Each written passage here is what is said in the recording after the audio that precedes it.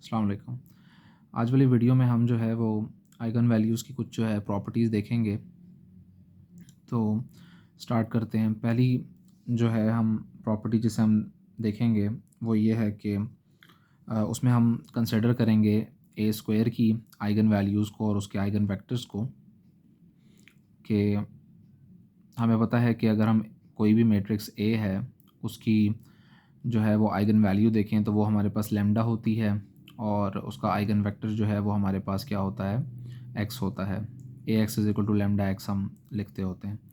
लेकिन अगर हमें ए स्क्वायर मैट्रिक्स की जो है वो आइगन वैल्यूज़ और आइगन वेक्टर्स रिक्वायर्ड हों तो वो जो है हम कैसे, वो क्या होंगे और कैसे हम जो है वो फाइंड करेंगे, तो उसको देखते हैं। तो लेफ़्ट साइड पे ए एक्स के बजाय अब ए स्क्वायर एक्स होगा, क्योंकि हम ए स्क्वायर के लिए जो है वो ये डेफिनेशन अप्लाई करेंगे। तो ए स्क्वायर एक्स जो है वो ज़ाहिरी बात है उसको हम लिख सकते हैं ए इंटू ए स्क्वायर को ए इंटू ए लिखा जा सकता है और साथ एक्स आ जाएगा। तो ए एक्स जो है वो बाय डेफिनेशन हमारे पास लैम्डा एक्स के इक्वल है, जो कि ऊपर लिखी हुई है। तो ये हो जाएगा ए इंटू लैम्डा एक्स, और लैम्डा क्योंकि एक जो है वो स्केलर है तो इसको हम जो है वो बाहर लिख सकते हैं। तो ये हो जाएगा लैम्डा इंटू ए एक्स, और ए एक्स जो है वो हमारे पास क्या है, अगेन वो लैम्डा एक्स के इक्वल है। सो इसको इसकी जगह हम लैम्डा एक्स लिख सकते हैं।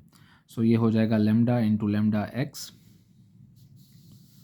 और लैम्डा इंटू लैम्डा एक्स हमारे पास जो है वो बन जाएगा lambda square into x.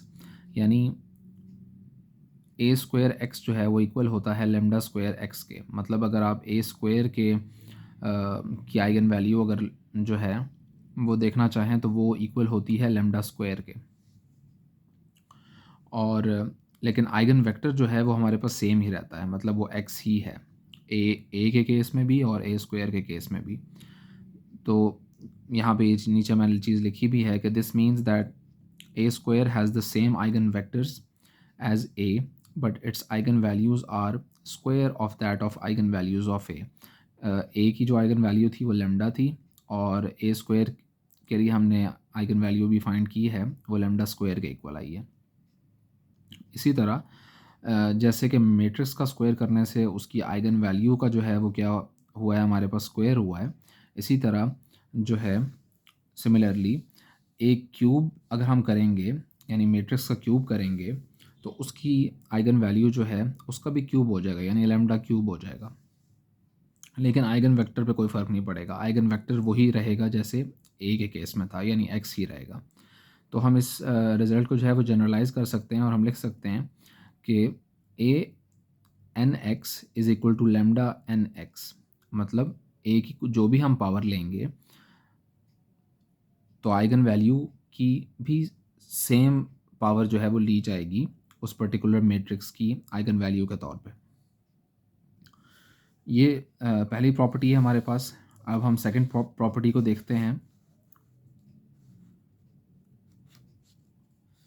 Second property जो है वो ये है कि the eigen values of a diagonal matrix are its main diagonal entries. यानी अगर कोई आप जो है वो डायगोनल मैट्रिक्स ले रहे हैं तो उसकी जो आइगन वैल्यूज़ होती हैं वो उसकी मेन डायगोनल के ऊपर जो वैल्यूज़ लिखी होती हैं उस मैट्रिक्स की, वही उसकी आइगन वैल्यूज़ भी होती हैं। यहाँ पर एक मैट्रिक्स मैंने कंसिडर किया है ए, और 1 0 0 0 2 0 और 0 0 3, और जो है ये एक ऑब्वियसली डायगोनल मैट्रिक्स है बिकॉज इसके मेन डायगोनल पे हमें जो है वो नॉन ज़ीरो एलिमेंट्स नज़र आ रहे हैं, और बाकी जो नॉन डायगोनल एलिमेंट्स हैं वो सारे ज़ीरो हैं।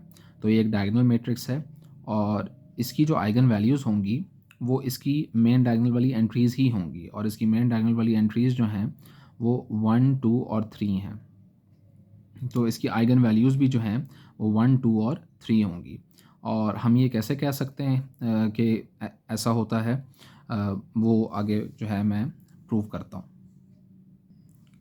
अच्छा, तो ए मैट्रिक्स हमें गिवन है और वो एक डायगोनल मैट्रिक्स था, और हमें उसकी आइगन वैल्यूज़ को प्रूव करना है कि वो उसकी मेन डायगोनल की एंट्रीज़ हैं। तो मैं वही जो है जो हमारा स्टैंडर्ड प्रोसीजर है आइगन वैल्यूज़ को फाइंड करने का वही यूज़ करूँगा। तो A minus lambda I into X is equal to हमारे पास नल वेक्टर होता है, और हम जो है वो ए माइनस लेमडा आई पहले फाइंड करेंगे। और ए माइनस लेमडा आई फाइंड करना आसान है। ए हमारे पास गिवन है 100, 2020 और 003। इसमें से हम माइनस करेंगे लेमडा और इनटू आई। लेमडा को हम मल्टीप्लाई कर देंगे एक 3x3 के आइडेंटिटी मैट्रिक्स से, जो कि होता है 100, 010, 001। तो नेक्स्ट स्टेप में हमारे पास ए एज इट इज़ आ जाएगा, माइनस लेमडा अंदर मल्टीप्लाई हो जाएगा। तो नॉन डायगनल एलिमेंट्स तो सारे ज़ीरो हैं, तो वो हमारे पास ज़ीरो ही रहेंगे। डायगनल एलिमेंट्स हमारे पास 1 हैं, तो वो सारे लेमडा हो जाएंगे। तो अब हमने इन दोनों मैट्रिसेस को जो है वो सब्ट्रैक्ट करना है। तो हमारे पास जो कॉरेस्पॉन्डिंग एलिमेंट्स होंगे, यानी जो हमारे पास एलिमेंट जिनकी प्लेस सेम है इन दोनों मैट्रिसेस में, वो आपस में सब्ट्रैक्ट हो जाएंगे। सो 1 माइनस लेमडा और 2 माइनस लेमडा और 3 माइनस लेमडा आ जाएंगे डायगनल पोजीशंस पे, और बाकी हमारे पास नॉन डायगनल पोजीशंस जो हैं वो सारी ज़ीरो रहेंगी।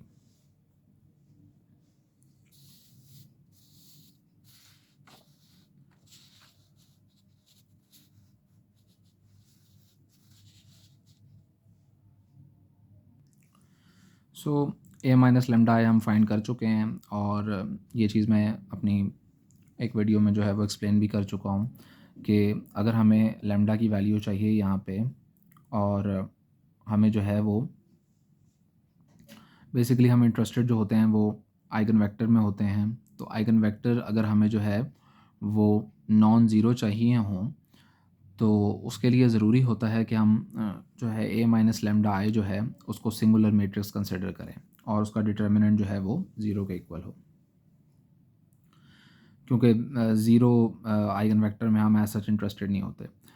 तो जो है ए माइनस लेमडा आई हम फाइंड कर चुके हैं, और अब हम उसका डिटर्मिनेंट लेंगे। वो है 1 minus lambda 0, 0, 0, 2 minus lambda 0, 0, 0, 3 minus lambda. इसका डिटर्मिनेंट हम जो है वो ज़ीरो के इक्वल करेंगे, और हमें जो है वो अब क्या करना है, एक्सपैंड करना है इस डिटर्मिनेंट को। तो मैं इसको जो है वो एक्सपैंड कर रहा हूँ रो 1 से। तो रो 1 में हमारे पास जो है वो 1 माइनस लेमडा है, और वो उस पर्टिकुलर रो को और कॉलम को जब हम जो है वो एक्सक्लूड करेंगे, तो हमारे पास जो डिटर्मिनेंट रह जाएगा 2x2 का, वो होगा 2 माइनस लेमडा 0, 0, 3 माइनस लेमडा। और बाकी तो जो दो एलिमेंट्स हैं हमारे पास रो 1 में, वो दोनों ज़ीरो हैं। तो वो जब मल्टीप्लाई होंगे, ज़ीरो से कोई भी चीज़ मल्टीप्लाई हो तो आंसर हमें पता है ज़ीरो आता है। So minus zero plus zero हो जाएगा और इक्वल टू ज़ीरो आ जाएगा।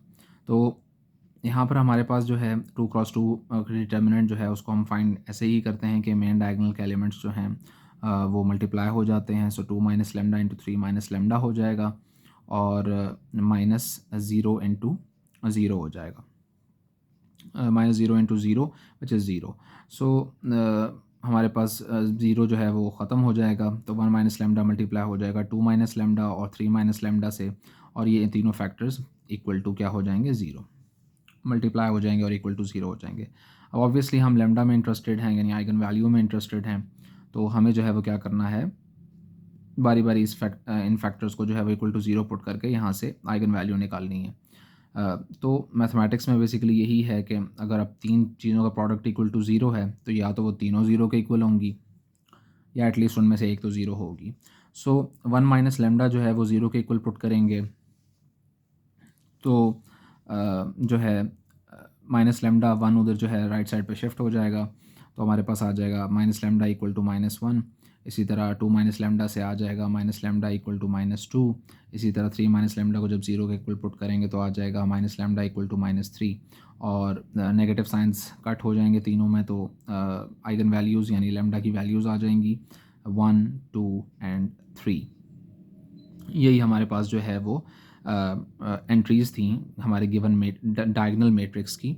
और यही बेसिकली जो है वो मैं प्रूव भी करना चाह रहा था कि जो डायगोनल मैट्रिक्स होता है उसकी जो आइगन वैल्यूज़ होती हैं वो वही होती हैं जो उसकी मेन डायगोनल की एंट्रीज़ होती हैं।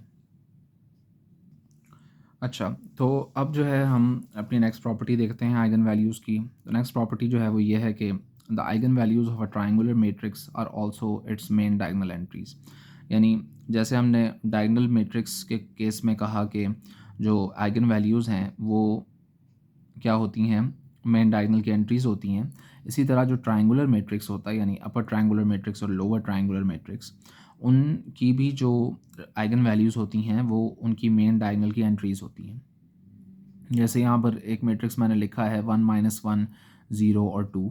ये एक जो है वो अपर ट्रायंगुलर मैट्रिक्स है, क्योंकि इसकी अगर हम नॉन ज़ीरो एंट्रीज़ देखें तो वो एक ट्रायंगल फॉर्म करती हैं, और ज़ीरो जो है एंट्री जो है वो उस ट्रायंगल के नीचे लाई करती है। इसी तरह जो है राइट साइड पे मैं देखूँ तो अ, हमारे पास मैट्रिक्स लिखा है 2 0 -5 और -1। ये एक लोअर ट्रायंगुलर मैट्रिक्स है, क्योंकि इसकी जो नॉन ज़ीरो एंट्रीज़ हैं वो एक लोअर ट्रायंगल फॉर्म कर रही हैं, और जो ज़ीरो एंट्री है वो उस ट्रायंगल के अबव लाई कर रही है। तो हमारे पास जो है वो इन दोनों केसेस में जो मेन डायगोनल की एंट्रीज़ हैं, यानी फर्स्ट मैट्रिक्स में 1 और 2, और सेकंड मैट्रिक्स में 2 और -1, यही जो हैं वो क्या होंगी, एंट्रीज़ होंगी, आइगन वैल्यूज़ होंगी हमारे पास। तो ये तीसरी प्रॉपर्टी है आइगन वैल्यूज़ की। और अब जो है चौथी प्रॉपर्टी को देख लेते हैं। सो चौथी प्रॉपर्टी जो है वो हमारे पास यहाँ पे मैंने लिखी है, वो ये कहती है कि sum of eigen values of a matrix is always equal to the sum of its main diagonal entries, जिसको हम ट्रेस भी कहते हैं। यानी कोई ऐसा मुश्किल चीज़ नहीं है, आसान चीज़ है कि जो भी मैट्रिक्स है, कोई भी मैट्रिक्स हो जिसकी आप आइगन वैल्यूज़ फाइंड कर रहे हैं, उसकी आइगन वैल्यूज़ का सम जो होगा वो हमेशा उसकी मेन डायगोनल की जो एंट्रीज़ हैं उसके सम के बराबर होगा। तो यहाँ पे मैं एक मैट्रिक्स जो है वो इसको मैंने प्रूव किया है इस प्रॉपर्टी को। तो एक मैट्रिक्स जो है मैंने लिखा है यहाँ पे बी, और वो मैट्रिक्स है 3 2 6 और -1। और मैं जो हूँ वो क्या करना चाह रहा हूँ, ये प्रूव करना चाह रहा हूँ कि इसकी जो मेन डायगोनल की एंट्रीज़ हैं 3 और -1, इनका जो सम बनता है वो इक्वल है इसकी आइगन वैल्यूज़ के सम के। तो पहले तो मुझे आइगन वैल्यूज़ निकालनी पड़ेंगी इस मैट्रिक्स की, तो मैं जो हूँ वो निकालता हूँ इसकी आइगन वैल्यूज़।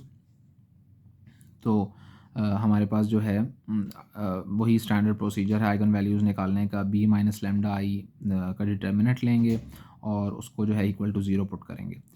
तो पहले जो है वो B minus lambda I find करते हैं। तो बी हमारे पास 3 2 6 और -1 है, माइनस लैम्डा इंटू आई हमारे पास जो है इस केस में 2 क्रॉस 2 का आइडेंटिटी मैट्रिक्स होगा, 1 0 और 0 और 1। तो हमारे पास 3 2 6 -1, और माइनस लैम्डा जो है वो मल्टीप्लाई हो जाएगा नॉन ज़ीरो एलिमेंट से जो कि डायगोनल पे लाई करते हैं 1 और 1। तो माइनस लैम्डा 0 0 लैम्डा बन जाएगा। तो ये दोनों हमारे पास मैट्रिसेस हैं और ये दोनों सब्ट्रैक्ट हो रहे हैं, तो कॉरस्पॉन्डिंग एलिमेंट सब्ट्रैक्ट हो जाएंगे। तो ये बनेगा 3 माइनस लैम्डा 2 माइनस 0 2 होता है, 6 माइनस 0 6 होता है, और -1 माइनस लैम्डा आ जाएगा। तो ये तो मैंने B minus lambda I find कर लिया। अब मुझे इसका डिटर्मिनेंट जो है वो इक्वल टू 0 पुट करना है इस मैट्रिक्स का, ताकि मैं आइगन वैल्यूज़ निकाल सकूँ।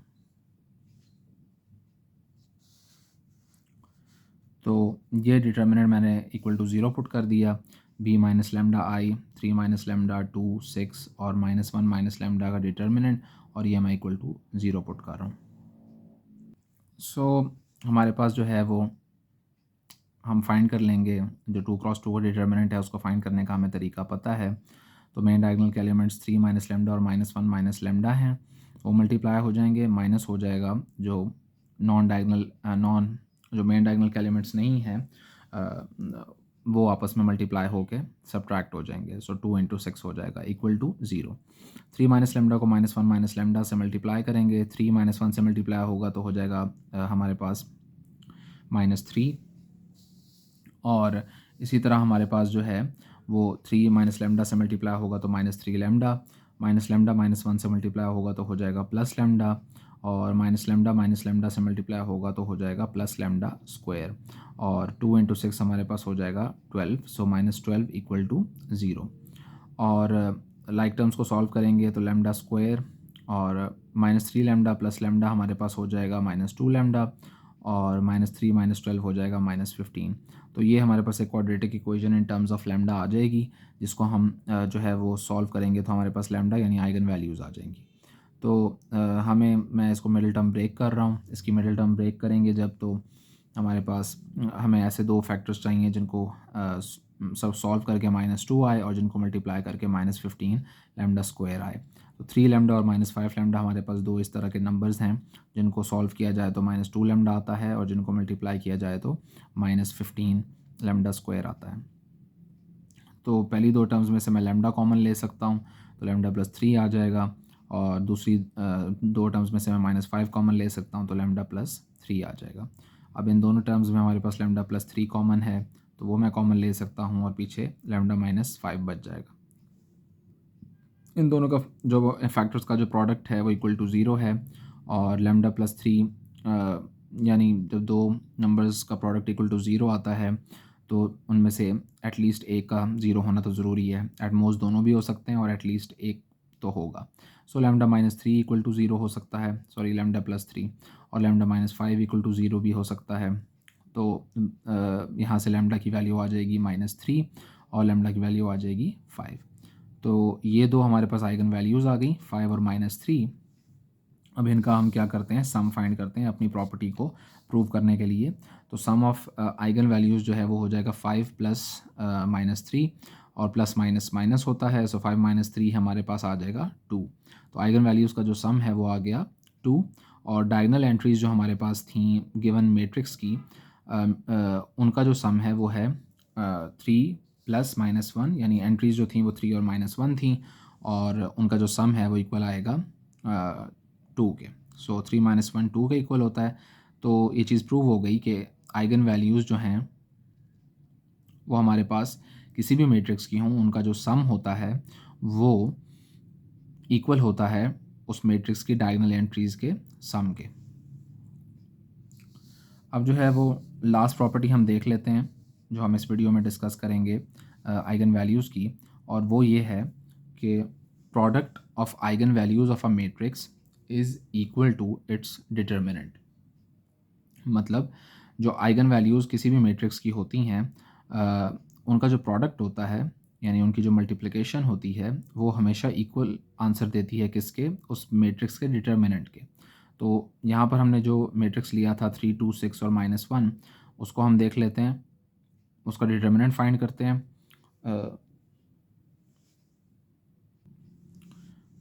सो उसका डिटर्मिनेंट है 3 × -1 -2 × 6। 3 × -1 हमारे पास जो है -3 देता है, और 2 × 6 12 देता है। सो -3 -12 हमारे पास -15 देता है, यानी जो गिवन मैट्रिक्स था उसका डिटर्मिनेंट -15 आया है। अब हम इसकी आइगन वैल्यूज़ हमने ऑलरेडी फाइंड की हुई हैं, बस उनका हम प्रोडक्ट कर देंगे। आइगन वैल्यूज़ थी -3 और 5, तो उनका प्रोडक्ट जो है वो -15 बनता है, जो कि हमारे पास डिटर्मिनेंट की वैल्यू के इक्वल है। तो यही प्रॉपर्टी जो है वो हमने प्रूव करनी थी और हमने ये प्रूव कर ली।